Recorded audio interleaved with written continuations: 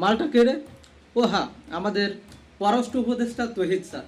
তহিদ sir এমন রাষ্ট্রীয় গুরুত্বপূর্ণ মিটিংয়ে ফোন চাপে, অনেক কিছুই করে, আসলে তার যা ইচ্ছা তিনি করতেই পারে।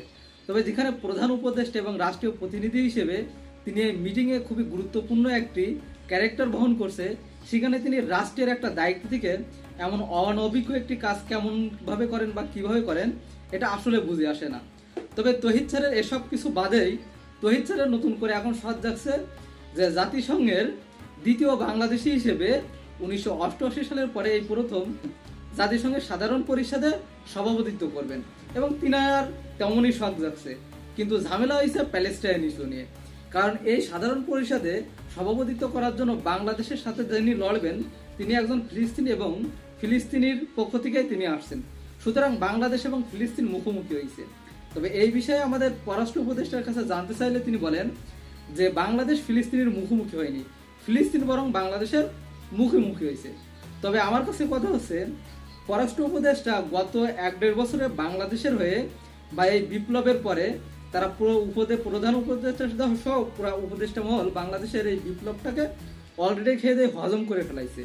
তবে তিনি গত 1-1.5 বছরে বাংলাদেশের পররাষ্ট্র উপদেষ্টা হয়ে তিনি পররাষ্ট্র বা কূটনীতিতে কোন দেশের সাথে কিভাবে কতটা স্ট্রংলি সম্পর্ক তৈরি করছে বা এত কি অবদান রাখছে, আর এখন তিনি কোথায় সাথে সভাপতিত্ব করতে যাবেন। কি এক গৌরবের ইতিহাস আমাদের, যে দেশের হয়ে কাজ করতে পারে নাই তিনি পররাষ্ট্র উপদেষ্টা হিসেবে বা বাংলাদেশের প্রতিনিধি হিসেবে জাতিসংঘ কি কাজ করবে এটা বুঝে আসে না। তবে বাংলাদেশের রাজনৈতিক মহলগুলিতে অনেকে আলোচনা করছে যে ফিলিস্তিনের জন্য এবারে এই পদটি বাংলাদেশের স্যাক্রিফাইস করা উচিত।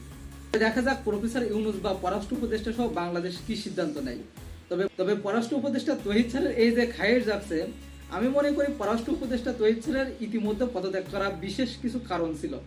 সর্বশেষ কারণ যদি আপনি চিন্তা করেন, সেখানে ধরা যায় এবার ইউএনএ সফর, যে জাতিসংঘের এই সাধারণ পরিষদে যোগ দেওয়ার জন্য বাংলাদেশ থেকে যে প্রতিনিধি দল গেছে, বিশেষ করে বাংলাদেশের কিছু রাজনৈতিক নেতারা গেছে, তাদের যেভাবে অপমান অপদস্থ করা হয়েছে সে বিষয়ে তাদেরকে যথেষ্ট সিকিউরিটি দিতে পারে নাই বাংলাদেশের পররাষ্ট্র মন্ত্রণালয়। দেশটিকে যদি অন্য দেশে কেউ রাষ্ট্রীয় কাজে যায়, তাহলে রাষ্ট্রের কাজের জন্য পররাষ্ট্র মন্ত্রণালয় সর্বশেষ এবং সবকিছুই দেখভাল এবং তাদের সিকিউরিটি নিশ্চিত করে।